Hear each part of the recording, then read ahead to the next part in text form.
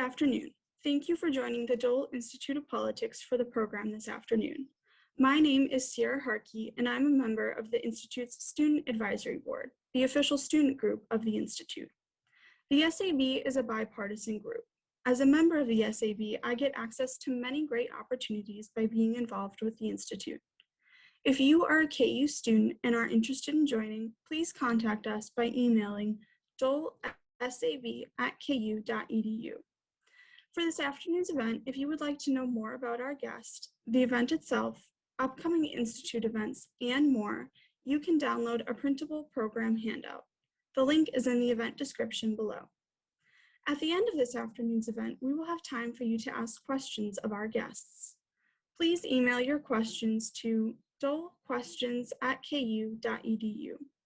And now, please join me in welcoming Lou DeMarco.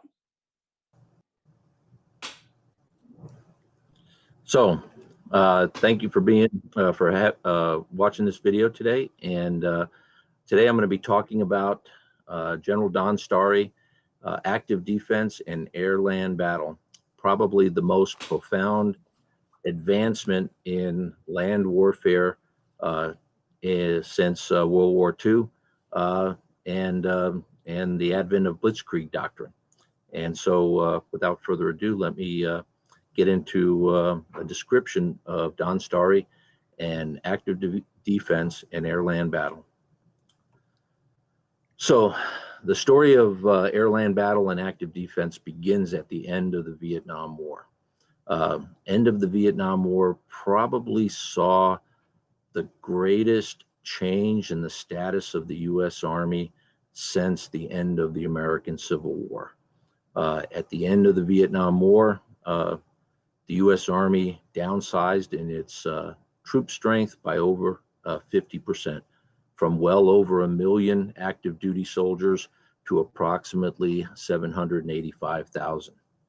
At the same time it was doing this, within months of the last withdrawal of U.S. troops from Vietnam, the Arab-Israeli 1973 Arab-Israeli War occurred in October 1973, known as the Yom Kippur War, and that war had a profound influence on how the U.S. Army managed its the change that it incurred after Vietnam.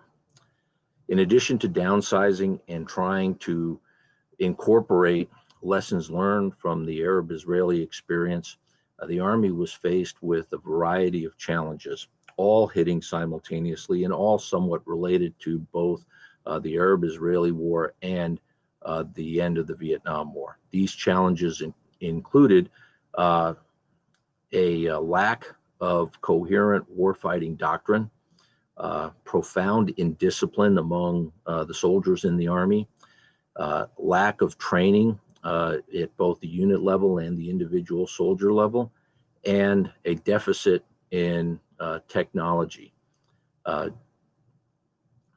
The Army leadership was aware of all of these problems, and although I'm going to focus on the doctrine piece and active defense and airland battle, essentially the solutions to all of these problems which come about in the 1970s and into the early 1980s are all related.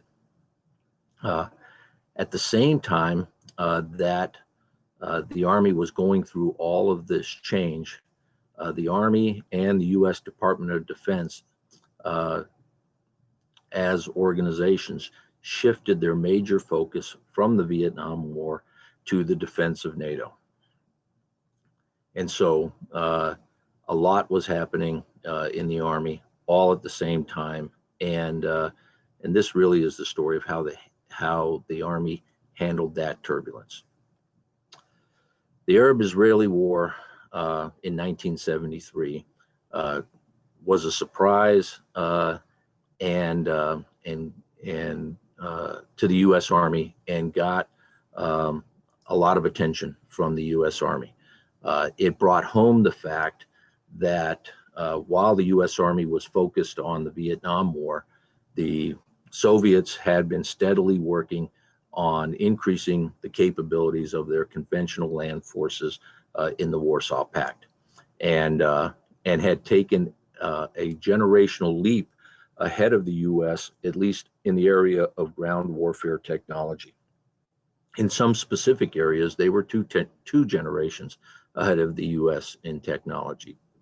One of the major technological leaps that the Soviets had made while the U.S. was focused on the Vietnam War was in the area of anti-tank guided missiles, and in particularly the development and fielding of the Sagger individual soldier anti-tank guided missile. Extremely lethal to armor and easy to use, small and deployed in a variety of configurations on vehicles, as well as carried by individual soldiers.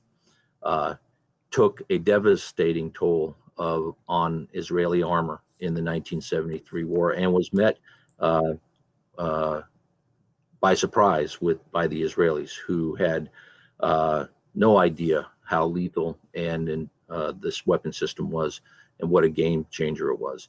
Additionally, the 73 war introduced the Soviet, through the Egyptian proxies, the Soviet integrated and mobile air defense system.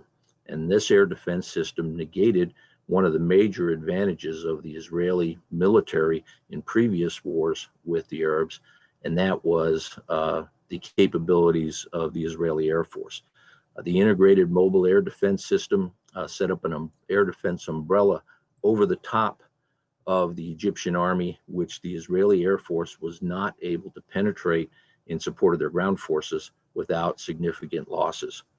At one point in the 1973 war, the Israeli Air Force was losing 40 aircraft a day to the integrated air defense systems designed by the Soviets and implemented in the war by the Arab armies.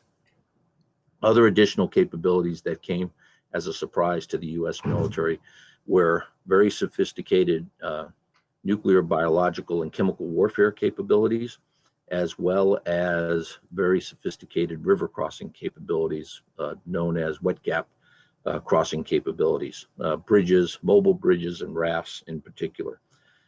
All of these were not only a surprise to the Israelis and to the U.S. Army, but they all had direct and obvious applications to the U.S. Army's new focus on conventional war, defending NATO in Europe. The result on the desert battlefields of the Middle East was a highly lethal battlefield. In the 3 weeks of intense combat in the Yom Kippur War, over 3,000 tanks, over 3,000 other armored fighting vehicles, and over 500 artillery pieces were destroyed. This caught the U.S. Army's attention because these total losses in 3 weeks of intense fighting exceeded the U.S. Army's combat strength deployed in defense of NATO in West Germany. And thus, the obvious conclusion was a potential war in West Germany defending NATO would be highly lethal, and the U.S. Army could lose basically its entire strength in a matter of weeks. Which brings us to the defense of NATO and West Germany in the early 1970s. As the war in Vietnam wound down, U.S. national security policy shifted back to its traditional focus on Europe, and the Department of Defense and the U.S. Army in particular also shifted their focus back to Europe. The defense of Europe was predicated on two foundations. One was the ability of NATO land forces to defend forward in West Germany against a conventional Soviet attack, and the other was the ability to use nuclear weapons in the event that a conventional force or the conventional force failed. The problem of the defense was twofold. As the NATO partners in the 1960s grew more capable, in particular as West Germany became more capable and more comfortable in its post-war independence, the idea of defending the West German border with East Germany became more of a priority. But at the same time, the idea of using nuclear weapons in the event that a conventional defense failed became less palatable. And so the NATO allies were looking in the early 70s to the US for a defense policy that would put a premium on conventional capability to defend the inner German border. And at the end of the Vietnam War, as the US Army leadership evaluated that itself in terms of that capability, both the downsizing of the Army, the discipline problems incurred as a result of the latter years of Vietnam, the technology gap, and then the stark reality of the results of the 73 war all indicated to the US Army that it was not capable of a conventional defense of NATO. The particulars of the US Army problem were highlighted by the most vulnerable part of the inner German border, what was at the time famously known as the Fulda Gap. The Fulda Gap was the closest that the East German, West German border came to the major natural terrain obstacle in West Germany, the Rhine River. In the Fulda Gap, and the Fulda Gap was a large area of maneuver space, highways, and clear terrain between the East German border and the Rhine River. The Rhine was only approximately 100 kilometers from where the forward positions of the Soviet Army could be staged. That distance without opposition could be covered by the leading elements of the forward Russian forces in a matter of hours. Additionally, aside from the Rhine River crossings in the Fulda area, the Fulda Gap led directly to the major West German city of Frankfurt, which was the heart of the West German financial and banking system. And finally, also located in the vicinity of Frankfurt and the Rhine River crossings was the Rhein-Main U.S. Air Force Base, which was the large logistics hub for U.S. forces stationed in Germany. Rhein-Main was the largest U.S. Air Force base in Europe and had been the staging area for the U.S. Air Force during the Cold War for the Berlin blockade. And so the Fulda Gap was a vulnerable area, an important area, and the most likely area, according to the U.S. Army leadership, for the Soviets to attack. And the Soviets had forces positioned that would likely be the lead elements in an attack through the Fulda Gap. And these consisted of the 1st Guard Tank Army and the 8th Guards Tank Army. These formations in the Soviet system were approximately the size of a U.S. corps, and together their total strength was approximately 1,500 tanks and 1,500 armored vehicles. Positioned to oppose them in the Fulda Gap was the U.S. 5th Corps. The U.S. 5th Corps consisted of 2 divisions, the 3rd Armored Division and the 8th Infantry Division. Together, those 2 divisions comprised 500 tanks, but no armored fighting vehicles. At this time, in 1973, U.S. infantry units were equipped with the M113 armored personnel carrier, which was a transportation vehicle only and had no fighting capability, whereas Soviet mechanized infantry formations were equipped with the BMP-1 infantry fighting vehicle, which had substantial fighting capability including Sager anti-tank missiles, as well as a 73 millimeter cannon, and therefore gave them a significant advantage in terms of armored fighting vehicle capability.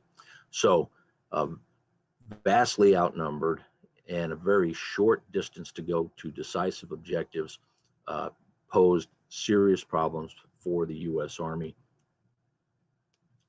The general who was tasked with solving those type of problems was General William Depuy, who was the commander of U.S. Training and Doctrine Command, commonly referred to as TRADOC. TRADOC was a new organization, stood up in July of 1973, just a few months before the Yom Kippur War, and its task was to solve the major problems of the U.S. Army as the Army came out of the Vietnam War. Those problems being doctrine, discipline, training, and technology. Depuy was a very distinguished soldier, four-star general at this point in 1973. He had been a battalion commander in World War II, fought from Normandy to the end of the war in Germany in the European theater, was a division commander in Vietnam.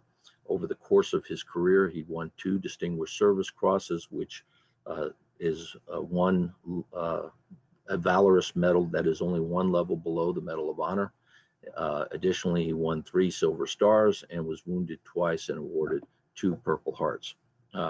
He was also considered one of the best trainers in the Army and also one of the best tacticians. Depuy understood that he had a limited amount of time in order to get the Army on track to solving this problem of defending NATO, and in particular defending the Fulda Gap against a potential conventional attack by the Soviet Union. And so in the period between 1974, when they finished their evaluation of the 73 Arab-Israeli War, and 1976, when they published the final product of doctrinal product of that evaluation, FM 100-5, informally known as the Active Defense Doctrine, Depuy studied the results of the Arab-Israeli War and formed a variety of groups and committees to study emerging technologies and how to best focus technology and warfighting tactics to stop the Soviets. What he came up with was this idea of the Active Defense Doctrine, which focused primarily on emerging weapons technology, including anti-tank guided missiles and armored fighting vehicles.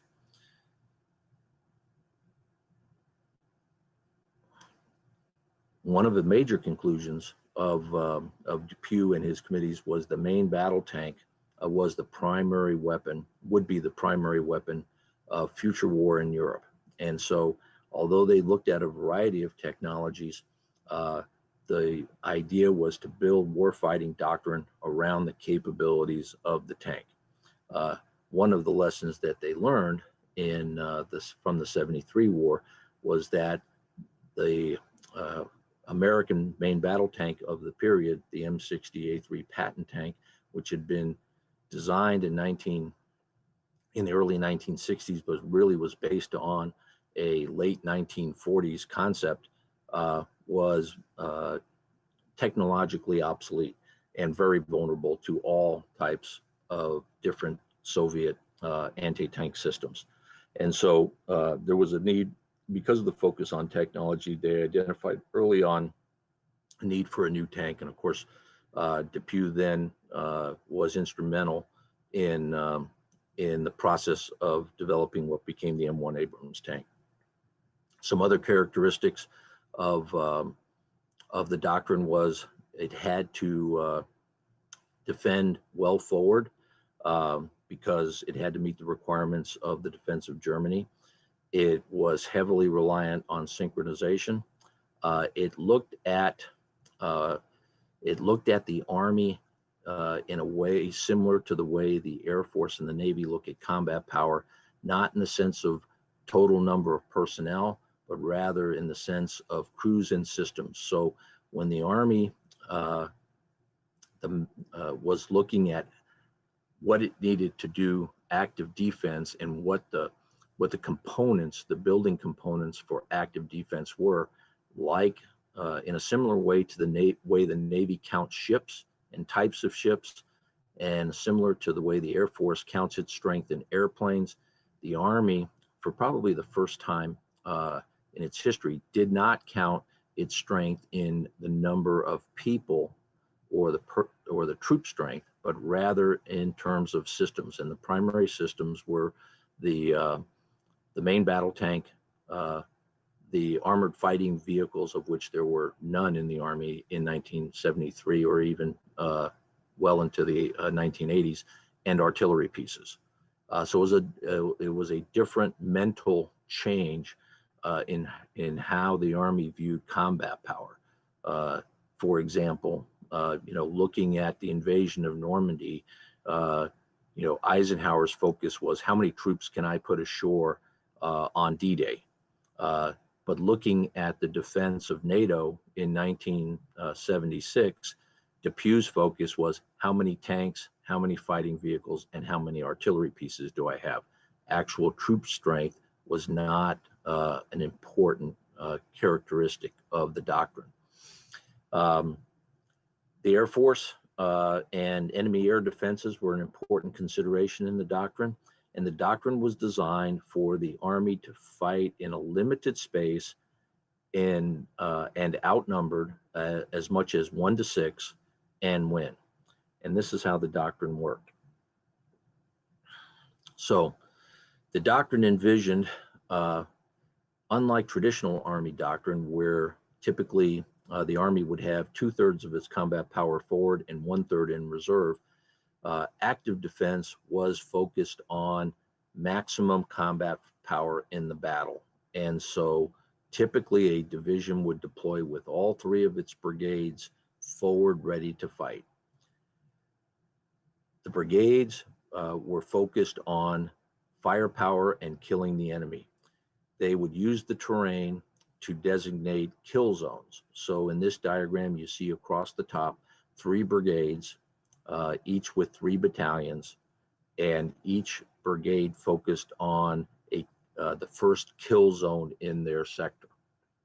The idea would be forward of the main defenses would be a covering force made up of cavalry security forces, and their mission would be to identify where the enemy main body was attacking, because the key to active defense was find the enemy main attack and then bring all the firepower that the Army could against that main attack in the kill zones.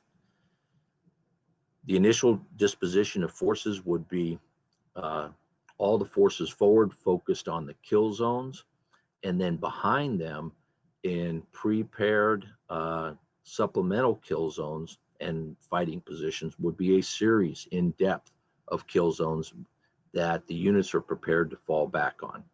So once the enemy main attack was identified, it would enter the first kill zone section.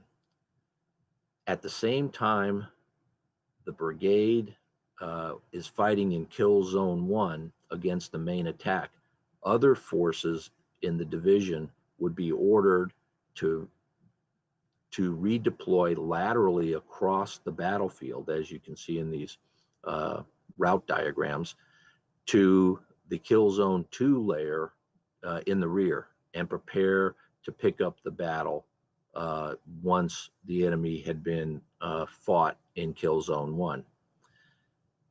As the battle progresses in kill zone 1 and the enemy moves through kill zone 1, it is engaged in kill zone 2 by the forces that had moved across the battlefield and set up behind kill zone 1. At the same time that the enemy is moving into kill zone 2, the original defensive force is retreating beyond kill zone 2 and preparing to defend in kill zone 3. In kill zone 2, a new force takes the enemy under fire, and to slow the enemy down as it moves from kill zone 1 to 2, Army attack aviation attacks the enemy as they're moving to give space and time for the Kill Zone 1 defensive force to break contact and move, withdraw to the rear. After the enemy is engaged in Kill Zone 2, the enemy continues to advance into Kill Zone 3, where it's met by another prepared defensive position. And in concept, in the doctrine, it is at this final kill zone that the enemy force will ultimately be destroyed. So in the course of active defense, the enemy is constantly attrited, losing forces as it moves through the defensive area. You see on the right side of the slide, those forces not committed against the main attack have the mission of holding the original defensive positions and engaging in destroying supporting attacks by the enemy. And so, in essence, this is at the division level how the active defense was planned. In the kill zones, this is what the battle looked like. It was basically a calculus based on firepower. Coming into the kill zone, on the right side of the screen here, you have the enemy force.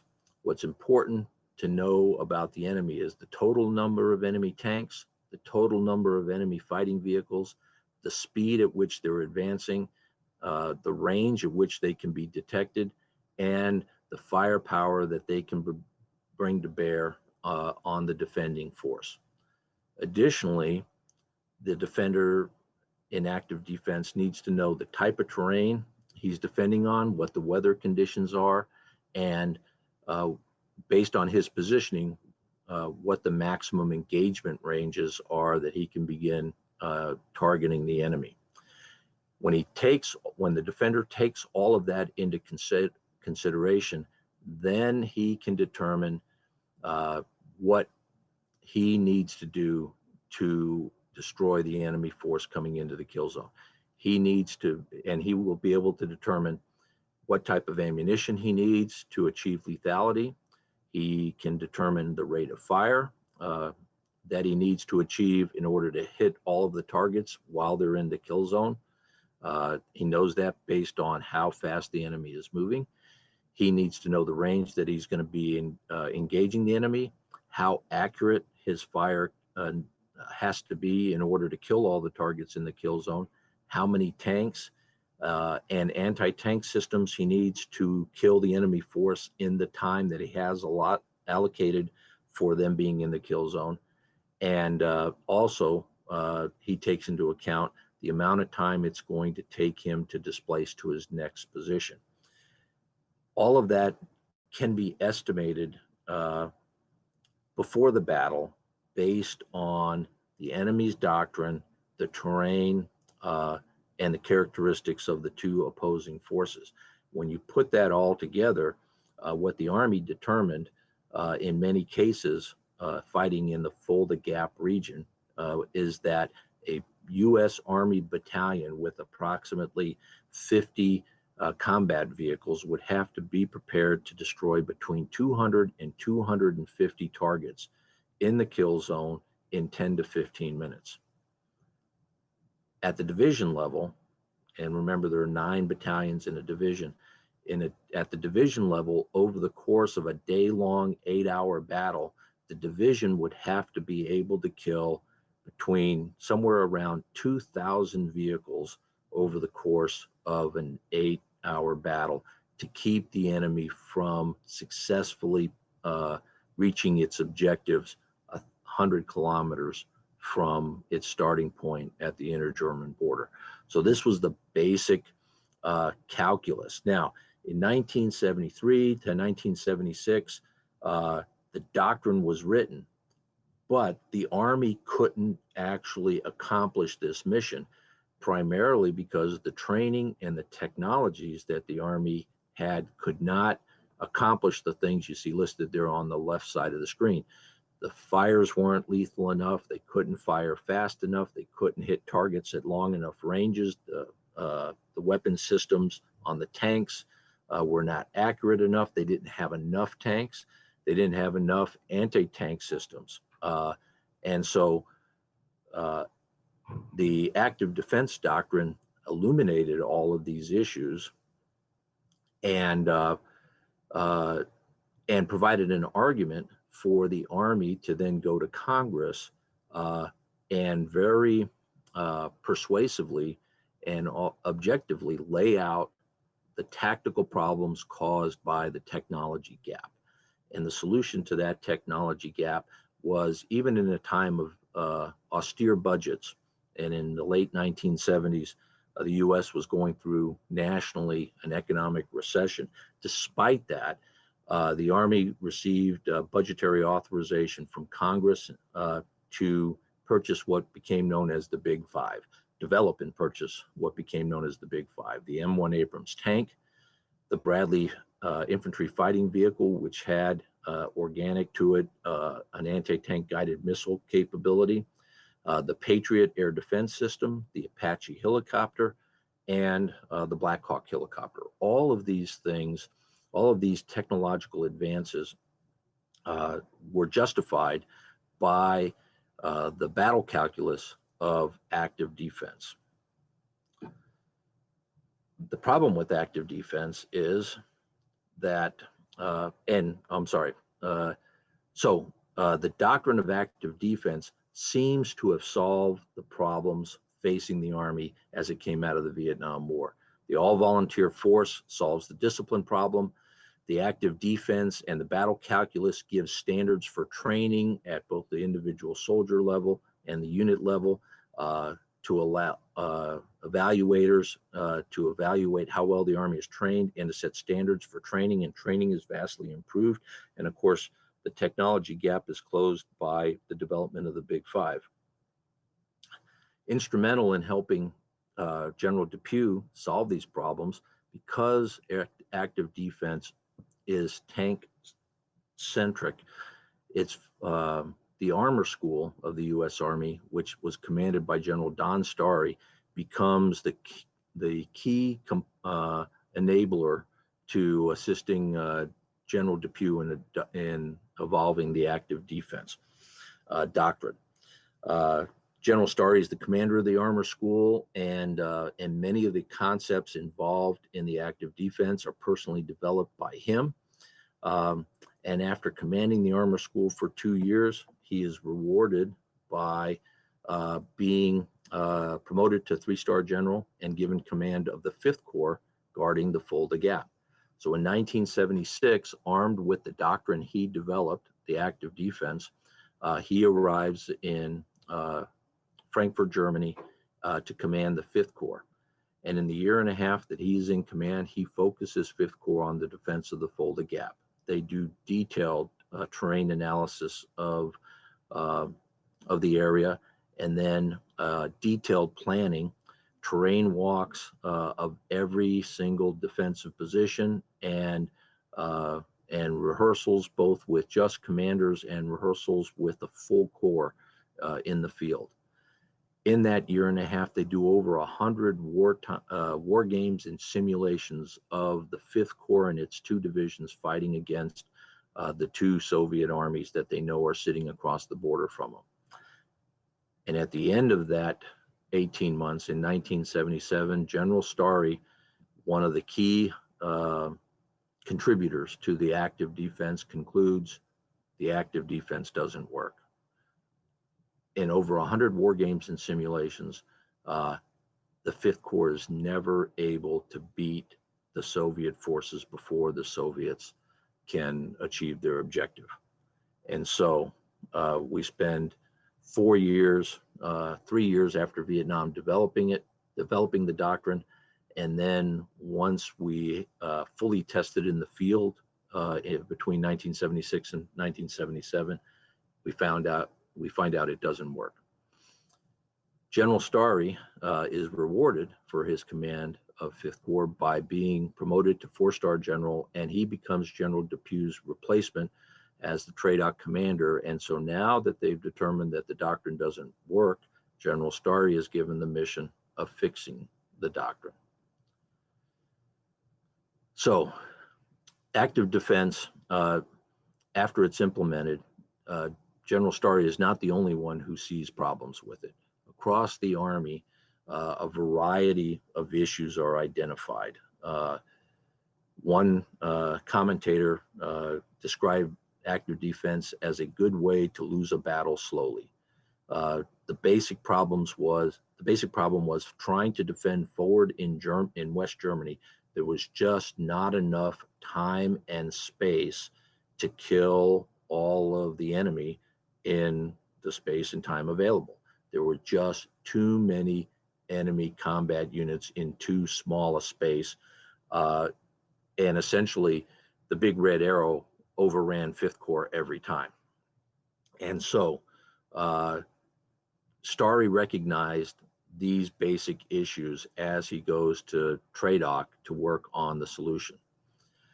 One of the things that Starry does when he gets to TRADOC is he decides that whatever the solution is going to be, it needs to be a team effort. So he, over the course of the next 4 years, as they work on the replacement to active defense, what comes to be called Airland Battle, he builds a training, or he builds a team of very smart tacticians in TRADOC. He integrates the Air Force into the system because he understands very quickly that the Army is not going to be able to solve this problem. He also integrates the German military, NATO, and the U.S. Army Europe commands into the problem-solving process.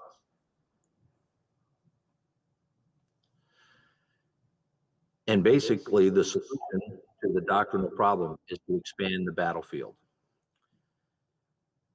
Active defense was focused on engaging and destroying the Soviet armies as they closed with the U.S. Army ground forces. And there, as I said, there wasn't enough time and space to destroy all of these Russian vehicles in that little bit of space. So Starry determined we've got to expand the space and thereby expand the time we have available to destroy these thousands of vehicles. And he does that by creating the idea of deep battle and expanding the battle area for the U.S. Army commander. So whereas under active defense, as you see in this diagram, the Army was focused completely on fighting the forces right in front of it in close battle, in airland battle, they look well beyond hundreds of kilometers beyond the close fight, deep into the enemy rear to destroy the enemy before they get to the battlefield. They also think about the battle differently. They see the battle differently in terms of deep, close, and rear, and they think about it in terms of area of interest and area of influence. Area of influence is where the Army has the ability, the Army commanders, to actually engage the enemy. But the doctrine requires that Army commanders think about the area of interest. That is the area where he can't engage the enemy, but where he needs to know where the enemy is and what they're doing and how fast they're moving and where they're going, so that he can anticipate where they will be when they get to his area of influence and he can engage them.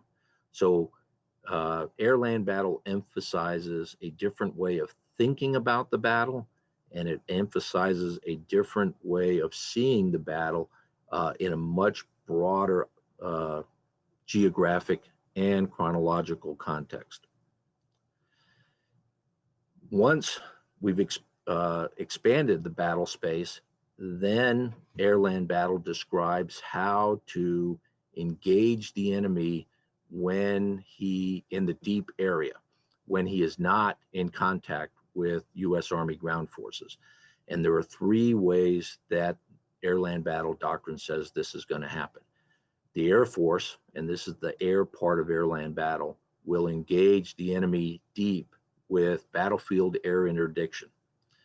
The Army will engage the enemy deep with a combination of Army fires provided by deep attack helicopters and deep fires from advanced multiple launched rocket systems, MLRS, artillery fires. Additionally, the Army will engage the enemy deep with maneuver. Army ground units will conduct counterattacks against the enemy rear areas from the flanks while the enemy is trying to move on the main avenue of approach to the close fight. The Army will also engage the enemy deep with electronic warfare, disrupting his command and control and his ability to communicate. All of these deep attacks require that the Army know where the enemy is hundreds of kilometers behind the forward edge of the battlefield. And that requires intelligence. And the intelligence system that comes online in the early 1980s is the JSTARS airborne ground surveillance system, which is able to identify deep into Eastern Europe massed formations of armored vehicles. And this allows targeting by Army fires, by Army maneuver, and by Air Force battlefield air interdiction. And so this deep attack capability becomes central to the success of air-land battle. So these become the characteristics of air-land battle. The deep battle becomes the priority, particularly at the division and most importantly, at the corps level. The close battle dominance required in active defense is still critically important. Air-ground integration and cooperation between the Air Force and the Army is critical. This takes the form of battlefield air interdiction, joint Army and Air Force attack teams, that's helicopters, artillery, and Air Force working together to conduct attacks. And joint C,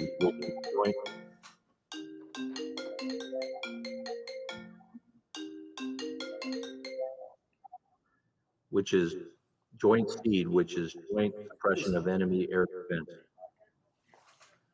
Maneuvers and fires are still important. And new initiative and agility is also important. And I would emphasize in active defense, fire was more important than maneuver, but in air-land battle, maneuver and fires are important. And air-land battle doesn't know exactly where they're going to attack because the battle will be fluid, and therefore the command and control systems, rather than have elaborate pre-prepared positions, Army units have to be able to respond quickly and agilely to changing situations. And because counterattack is important in air-land battle, the Army will set the tempo of operations and not wait for the Soviets to decide where and when and how to attack. And so it's a very, in many ways, fundamentally different. As the big five technologies are integrated into the Army in the early 80s, by the middle 80s, air-land battle is firmly established in the U.S. Army, and particularly in the U.S. Army in Europe. It's never tested in Europe, however. It is tested in Desert Storm. And as I get ready to sum up here, there'll be time for questions. And if you have questions, email your questions to this email address, dolequestions@ku.edu. And I will have time at the end of my presentation here to answer them. Desert Storm becomes the culminating example of air-land battle in action.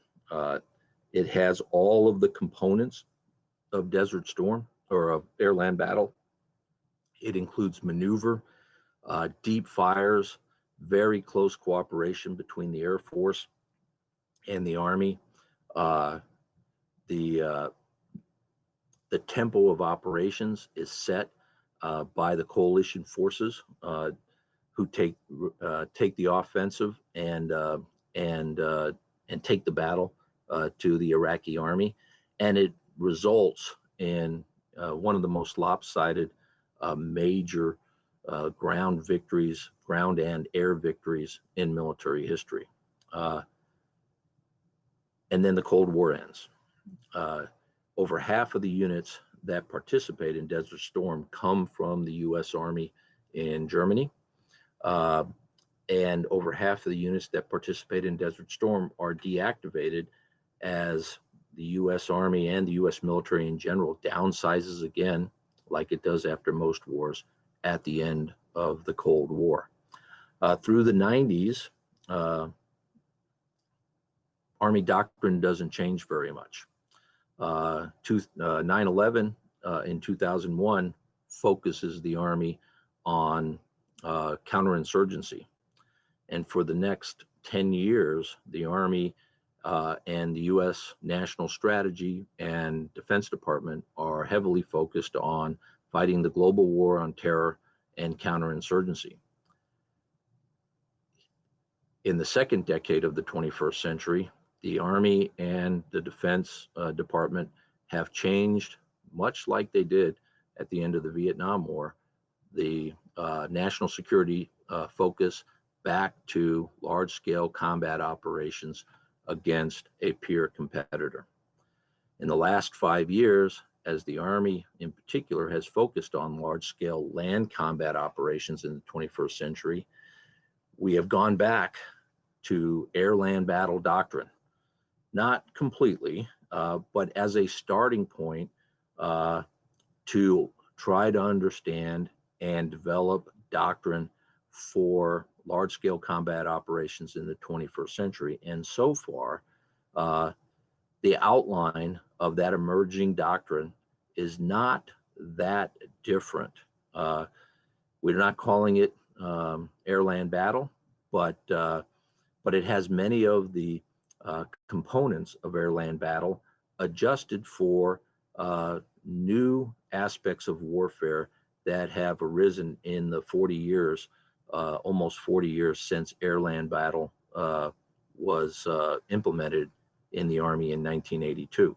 The major adjustments are to account for things like cyber and space, but the coordination of Air Force, maritime, and land components remains the same.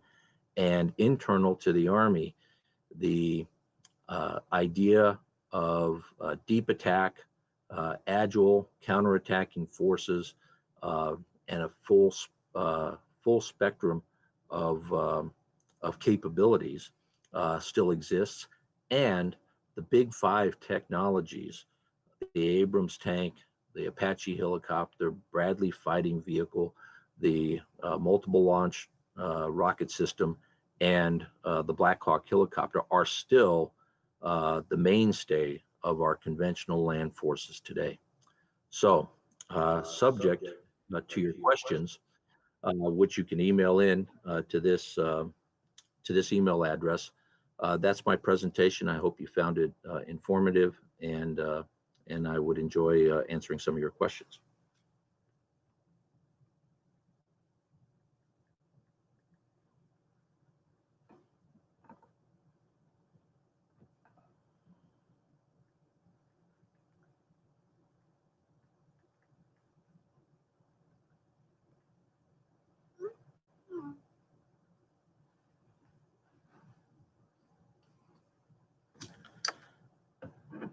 Okay, the question is, how did General Starry's service in Vietnam affect his perspective in developing Airland Battle doctrine? General Starry was the commander of the 11th Cavalry Regiment in Vietnam, and the 11th Cavalry Regiment was the largest armor formation that the U.S. Army deployed to Vietnam. He also, at the end of his Vietnam tenure, contributed a book called Armor in Vietnam to the Army's post-Vietnam studies about lessons learned in the war. And General Starry's general, excuse the pun, impression was that armor was a much underrated capability in the Vietnam War. Starry had spent most of his career in Germany prior to doing 2 tours of service in Vietnam. And most of the senior commanders in Vietnam were not armor officers. And in the initial years that we were in Vietnam, because of the jungle terrain and the mountainous terrain, the general feeling among American leadership was that armor had limited use in the war in Vietnam. But it turns out that, at least in Starry's opinion, and certainly in many other leaders' opinion, as the war progresses, the 11th Cavalry in particular, but all of the armored units, cavalry squadrons and tank battalions and mechanized infantry units in Vietnam perform exceptionally well, surprisingly well. And so at the end of the Vietnam War, Vietnam reinforced to Starry, as well as to a lot of other Army leaders, that the tank was much more multi-dimensional weapon system than had previously been thought. And of course, Starry had always been an armor officer, and as I said, spent a lot of time in Germany, and so it just reinforced his idea that that armor needed to be the center part of Army doctrine. And then his experience at the Armor Center reinforced that. And then, of course, in Fifth Corps, nothing he saw in Fifth Corps convinced him any different. And so Starry was really, the Vietnam experience did nothing to dissuade Starry from the idea that the tank needed to be central to whatever doctrine that the Army produced. Another question is, how long does it typically take from creating to implementing doctrine in the U.S. Army? Is the process faster now than it was in the past? Well, it depends on whether you're creating doctrine from whole cloth or you are revising doctrine that is already pretty good, but you need to update it. Generally speaking, the Army doctrinal updating process is about a 2-year process, from the point where the decision is made that enough has changed, we need to, or it's been a long enough period of time, we need to review existing doctrine and update it for new technologies or new changes in conditions. That takes about 2 years. If you're writing doctrine from scratch, it can still be done today in about 2 years. Now, active defense was put together in about 2 years. Airland Battle took a little bit longer. It took approximately 4 years for Starry to get Airland Battle ready to be published.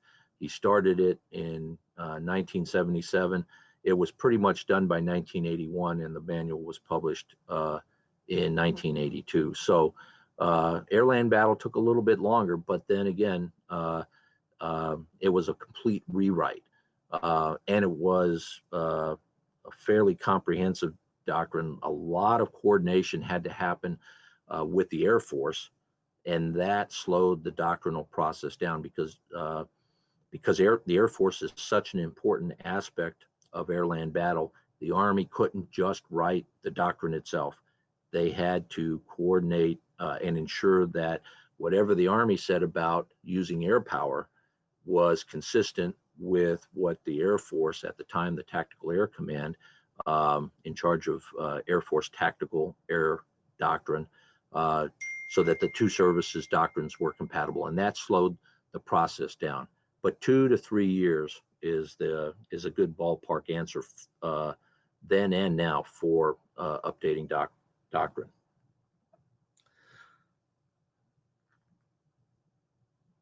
So another question: what tactics does the military use while the doctrine is being developed?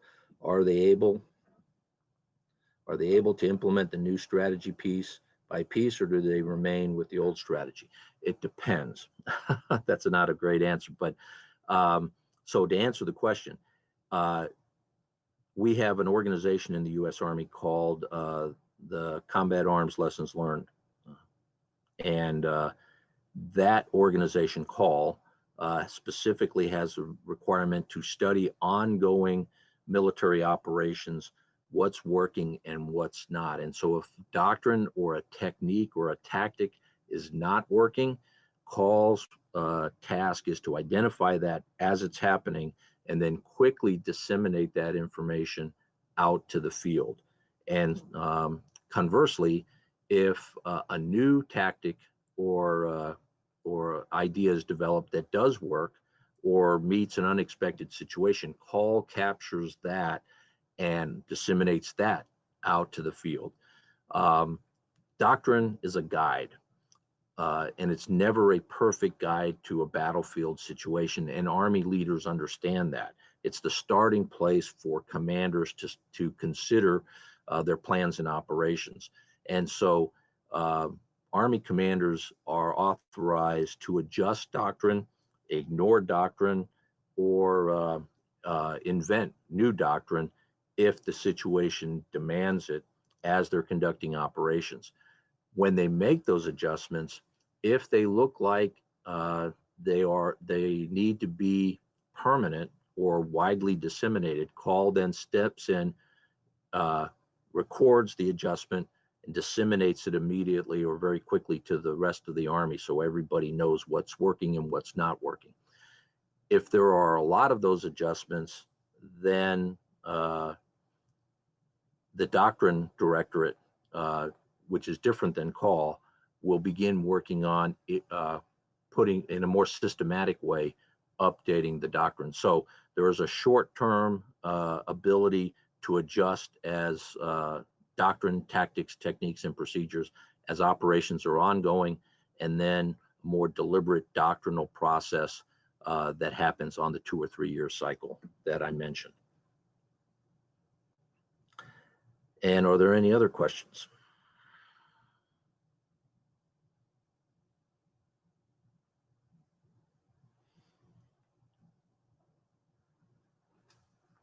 Okay, well, if there are no more questions, I appreciate having this opportunity to pass on what I know about Donn Starry, General Donn Starry, who I think one of the great thinkers and tacticians and operators in the U.S. Army since the end of World War II.